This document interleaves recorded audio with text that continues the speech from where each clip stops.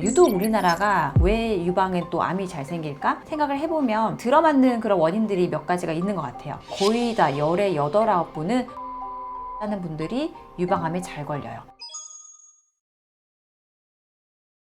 누구나 요즘에는 유방암 걸렸다고 하면은 나는 이제 죽는 건가 이렇게 생각하는 분 아무도 없어요. 하지만 유방암에 걸리신 분들은 그때부터 굉장히 예민한 삶을 살게 되는데, 그 이유가 재발률과 전이도 되게 높기 때문이에요. 처음에는 5년 동안은 이제 얌전하게 보통은 치료가 거의 잘 되고 재발 없이 완치 판정, 관해 판정이라고 하죠. 이렇게 봤는데 사실은 뭐 이게 5년, 10년 지나서 뒤통수 치는 게 유방암의 특기거든요. 보통 초기에 발견할수록 재발률이 떨어지긴 하지만 그래도 연기에 진단하셨던 분도 10년 뒤에 재발하기도 하고요. 제가 엊그저께 환자분이 연기로 수술하셨던 분이었는데 또 비슷한 자리에 유방암으로 갈 만한 전암성 세포 또 생기셨더라고요. 그래서 제가 그거를 진단도 하고 제거도 해드렸는데, 어쨌든 아무리 초기에 발견하더라도 또 그 나쁜 혹이 또 생길 수 있기 때문에 방심하기가 굉장히 어려운 암인 것 같습니다.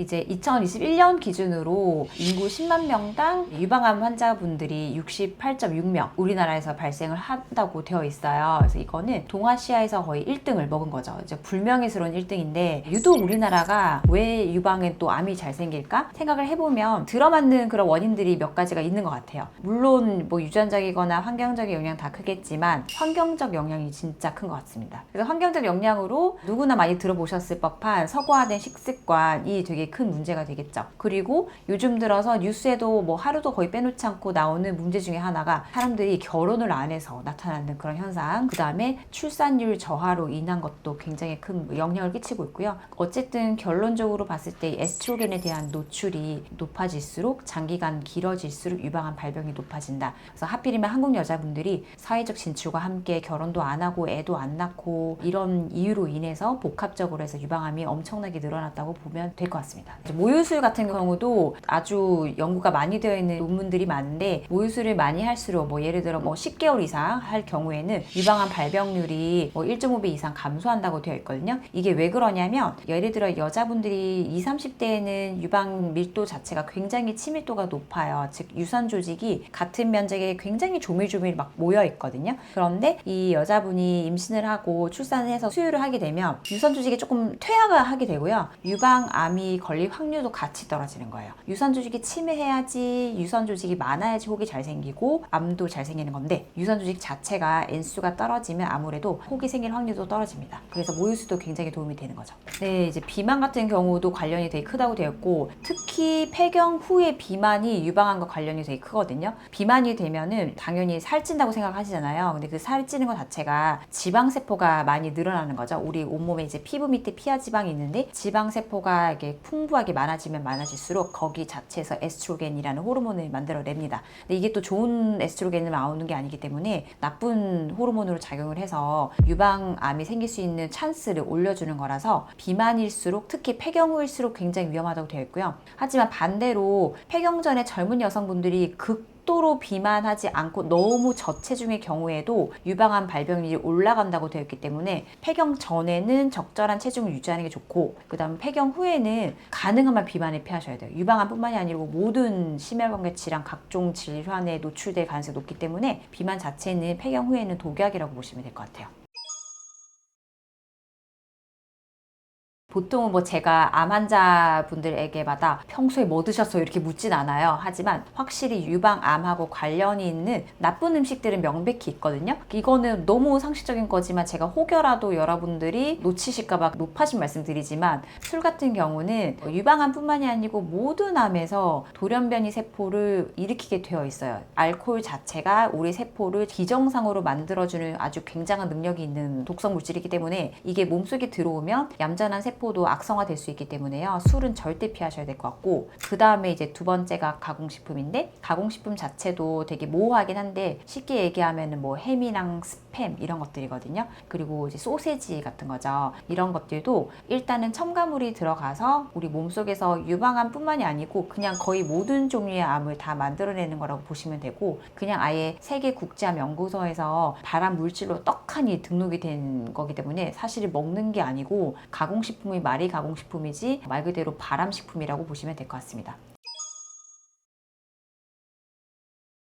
이거의 반대로 유방암에 좋은 음식들은 가공하지 않은 천연 날것의 재료라고 보시면 될 것 같아요. 당연히 신선한 채소와 과일류 그런 정도로 드시면 되고, 제가 되게 좋아하는 음식 중에 하나가 블루베리거든요. 블루베리랑 브로콜리, 양배추 이런 것들인데, 블루베리나 브로콜리는 굉장히 좋은 항산화 물질들이 풍부하거든요. 그거랑 비롯해서 각종 무기질과 비타민들, 몸에 좋은 것들은 다 들어있어요. 그렇기 때문에 뭐 절대 마다할 이유가 없고, 생 블루베리는 가격이 싸진 않기 때문에 저 같은 경우는 냉동 블루베리를 정말 즐겨서 먹어요. 그래서 냉동실에 냉동 블루베리가 항상 떨어지지 않게 구비가 되어 있는데, 그냥 간식처럼 출출할 때 다른 거 안 먹고요, 냉동 블루베리 꺼내가지고 그냥 그거 생으로 먹거든요. 그것도 되게 맛있고 몸에도 좋기 때문에 여러분께도 그거 되게 추천드리고 싶고, 그리고 그거 외에도 이제 브로콜리는 이것도 제가 되게 좋아하는 최애 야채예요. 이것도 매일매일 데쳐서 하루라도 안 먹으면 입이 허전할 정도긴 해요. 그래서 거의 냉장고에 항상 필수 식품으로 자리 잡고 있고, 매일 데쳐가지고, 예전에는 뭐 이렇게 초고추장 뭐 이런 거 찍어 먹어야지 괜찮은데, 이제는 그냥 생으로 먹어도 전 맛있더라고요. 그래서 이렇게 많이 먹고 있고, 또 하나가 이제 양배추 같은 거 채로 쳐가지고 슬라이스로 다져서 아침이나 뭐 출출할 때 뭐 점심 저녁 가리지 않고 샐러드처럼 되게 즐겨서 먹고 있습니다. 그래서 여러분도 개인적으로 시간 되실 때 제가 말씀드리는 음식들 꼭 추천드리고, 블루베리 같은 경우는 정말 편하게 먹을 수 있거든요. 마트에서 그냥 구매하셔서 바로 먹을 수 있으니까 한번 드시면 좋을 것 같아요. 네. 제가 사실은 유방암에 대해서 항상 말씀을 드리지만, 제가 봤던 많은 분들이 특히나 극도의 스트레스를 겪으신 이후에 유방에 굉장히 나쁜 고위험 혹이 생기는 거를 정말 많이 봤거든요. 항상 저는 그래서 추적관찰 오시는 환자분들이 예전에는 없던 뭔가 모양이 안 좋은 혹이 생겼다, 그럴 만한 분이 아닌데 생겼다 여쭤봐요. 혹시 6개월 사이에 뭔 일이 있었냐, 가정사에 뭔 일이 있었는지, 개인적으로 힘들었던 거 여쭤보면은 거의 다 열의 8, 9분은 진짜 힘들었다고 말씀하시거든요. 그래서 그런 거 봤을 때 스트레스가 굉장히 유방암에 안 좋은 역할을 하구나라는 걸 제가 실제로도 많이 느끼고 있고요. 일단은 그게 과학적으로 왜 그런가 살펴보면, 스트레스를 받는 즉시 몸 안에서 스트레스 호르몬이라고 하죠. 콜티졸이란 호르몬이 분비가 돼요. 그리고 도파민이라는 호르몬도 분비가 되는데, 일시적으로는 이게 굉장히 몸에 도움이 돼요. 각성 효과를 주기 때문에 채찍질하는 역할로 도움이 되거든요. 그렇지만 이런 스트레스 호르몬이 장기간 지속적으로 지속이 되면 몸이 그냥 나가 떨어지게 돼요. 그러다가 결국에는 면역 기능이 굉장히 떨어지게 되거든요. 그러면은 결국에는 면역세포가 지는 상황이 되고, 암세포가 항상 면역세포한테 두드려 맞아서 기를 못 펴고 있었지만, 이 몸이 자꾸 스트레스에 노출이 됐을 때 암세포가 점점 고개를 쳐들고 태어나게 되는 거죠. 그래서 스트레스 같은 경우에는 유방암의 아주 독약이라고 보셔야 돼서, 반드시 스트레스를 피할 수 없으면 즐겨라, 이런 식으로까지 조금 줄이셔야 될 것 같습니다. 저 같은 경우는 스트레스를 솔직히 인간적으로 즐기기도 힘들긴 하더라고요. 제가 해보니까 힘들어서 그냥 받아들이려고 하고 있어요. 그래서 계속 어떻게 하냐면, 저는 항상 러닝을 하기 때문에 스트레스 받는 날에 그냥 훨씬 평소보다 더 많이 뛰어버려요. 뛰다 보면은 그냥 막 숨이 차고 허걱거리니까 그냥 그 순간만큼은 힘든 걸 좀 잊어버리게 되거든요. 그래서 땀을 흘리면서 같이 스트레스를 배출시키는 느낌으로 저는 운동을 좀 즐겨서 더 하는 편이고, 그리고 또 하나가 정신과의 힘을 빌어서, 제 친한 제일 베스트 프렌드가 정신과 전문의예요. 그래서 그 친구한테 약을 받아서 복용을 하고 있습니다. 그래서 이것도 사실은 뭐 그런 얘기 해도 되라 하는데, 저는 요즘 분들이 정신과 약 먹는 거에 대해서 부끄러워할 필요가 없다고 생각을 해요. 이거 먹는다고 내가 정신과 환자가 있는 게 아니고요. 정말로 스트레스 완화요법으로 약물을 영양제처럼 드시면 되거든요. 그래서 이걸 먹다 보면은 생각보다 마음이 그냥 요동치지 않고 정서가 아주 스테이블하다고 하죠. 잔잔한 파도처럼 감정의 동요가 크지 않습니다. 저는 그 두 가지 요법을 의존을 해서 하고 있어요. 방금 제가 말씀드린 거는 이제 스트레스였고, 이거랑 관련해서 바로 떼놓을 수가 없는 게 바로 수면 부족입니다. 수면 부족은 여러분들이 이제 항상 내 자신에게 물어보세요. 오늘 밤에 잠자기 전에 오늘 하루도 내가 잠을 잘 잘 것이냐 물어봤을 때, 내가 잠을 잘 잤어, 그러면 스트레스 없는 거거든요. 내가 스트레스를 받고 요즘 힘들면 잠을 잘 잘 수가 없어요. 그러니까 항상 마음을 편하게 하셔야지 잠을 잘 자는 건데, 어쨌든 반대로 똑같이 얘기하면 잠을 못 자는 경우가 생겼다, 즉 스트레스가 많은 상황이고요.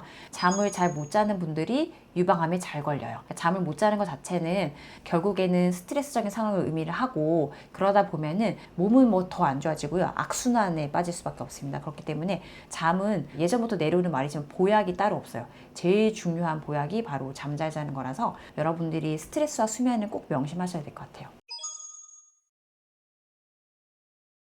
이게 의외로 많은 분들이 모르는 건데 유방암에 걸리고 싶지 않다 그러면 피해야 할 습관 중에 하나가 잦은 염색과 파마입니다. 왜 그러냐면 잦은 염색과 파마 자체가 유방암뿐만이 아니고 다른 암, 뭐 신장암, 방광암에도 관련이 있다고 연구가 많이 되어 있어요. 왜냐하면 이 약을 쓸 때 두피로 거의 흡수가 많이 되는데 이 두피로 흡수되면서 몸속으로 들어오게 되거든요. 근데 그거 자체가 발암물질로 작용을 하기 때문에 암세포를 유발할 수 있다는 연구가 꽤 많이 나오고 있습니다. 그리고 실제로도 스트레이트 파마라고 하죠. 많이 하신 분들일수록 유방암에 걸릴 확률이 높더라 이런 연구가 있었거든요. 그렇기 때문에 과도한 쓸데없는 염색과 파마는 좀 자중하시는 게 좋지 않나 싶습니다.